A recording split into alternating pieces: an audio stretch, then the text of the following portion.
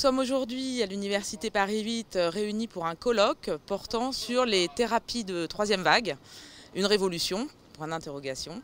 Alors ça nous a paru tout à fait pertinent d'organiser ce colloque en association avec l'Association française des sciences comportementales contextuelles, afin de présenter aux étudiants et aux professionnels qui sont là aujourd'hui avec nous tout le champ des nouvelles thérapies, les thérapies de pleine conscience, issues de la relaxation, toutes ces nouvelles thérapies qui à la fois font l'objet d'une recherche internationale accrue ces derniers temps et de même font l'objet d'une demande accrue de la part des patients, de toute personne en souffrance. Ce sont des thérapies qui ont à voir avec tout un système de représentation, de schémas de pensée, de schémas de croyance.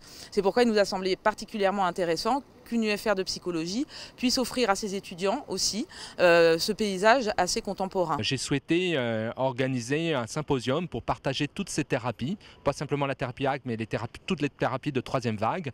Donc j'ai proposé à différents collègues de venir ici à l'Université Paris 8 pour qu'on ait un moment d'échange. Alors les thérapies de troisième vague sont des thérapies modernes, nouvelles, puisqu'elles sont dans l'accueil du présent. Elles s'appuient sur le paradigme que la souffrance est inhérente à la vie et elle travaille à voir comment avec les patients on peut gérer les situations de vie pour être dans l'accueil et l'acceptation des situations tout en se rapprochant de ce qui est important pour nous. Mais dans la réalité, il y a des hauts et des bas et on sera tous confrontés à ces hauts et à ces bas. Mais en même temps, je dis souvent que la vie c'est comme un film. Si c'était linéaire, ça serait bien embêtant, bien chiant.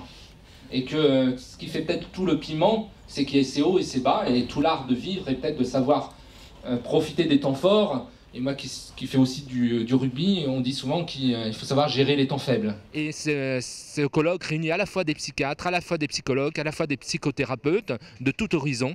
Et j'ai vraiment voulu un colloque sur les valeurs.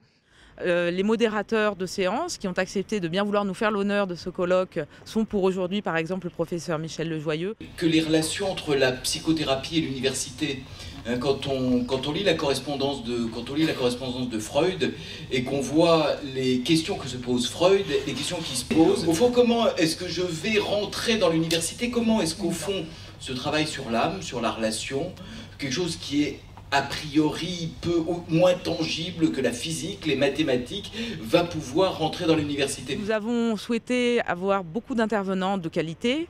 Et je suis venu aujourd'hui au congrès de l'AFSCC pour parler du bonheur et de notre relation avec le bien-être. Bien souvent, lorsqu'on parle de bien-être, de bonheur, on est pris par des images du bonheur comme étant quelque chose, un objet, quelque chose qu'on pourrait acquérir ou une direction vers laquelle on pourrait aller. Un peu comme si le bonheur était ce genre de paquet cadeau qu'on va déballer aux fêtes de fin d'année. Et les recherches scientifiques nous montrent que lorsqu'on envisage le bonheur comme étant quelque chose, comme étant un objet ou une direction, ça nous amène souvent dans une forme de course-poursuite effrénée au bonheur, une obsession du bonheur, parfois même une injonction au bonheur qui, paradoxalement, ne nous amène pas à être heureux. Et donc plus on est obsédé par le bonheur, plus on est préoccupé par le bonheur, plus il se dérobe. Un exemple d'étude scientifique, c'est une étude qui montre que lorsqu'on propose à 3 groupes de personnes d'écouter un morceau de musique, dans ce cas c'est le Sacre du printemps de Stravinsky, et qu'à un groupe on dit écoutez simplement le morceau de musique, l'autre groupe on dit tentez en écoutant d'être aussi heureux que possible, et au troisième, pendant que vous écoutez, mesurez votre niveau de bonheur, on se rend compte que continuellement mesurer dans quel état nous sommes par rapport au bonheur, ou vouloir absolument être heureux, nous rend beaucoup moins heureux que simplement écouter le morceau de musique. Et c'est un peu comme si, en étant obsédés par le fait que le bonheur serait ailleurs, quelque part, nous oublions de regarder ici et maintenant ce qui pourrait peut-être, de manière très réaliste, nous rendre heureux. Et je pense qu'il est important de pouvoir partager, dialoguer entre différents courants dans tout ce qui est les psychothérapies. Et ce courant de la troisième vague a pour particularité que ce sont des thérapies qui sont fonctionnelles, donc centrées sur la fonction de nos comportements, qu'ils soient pathologiques ou des comportements qui amènent à plus de bien-être, qui est centré sur le contexte. Chacun de nos comportements n'a de sens que dans un contexte et qui est centré également sur les processus.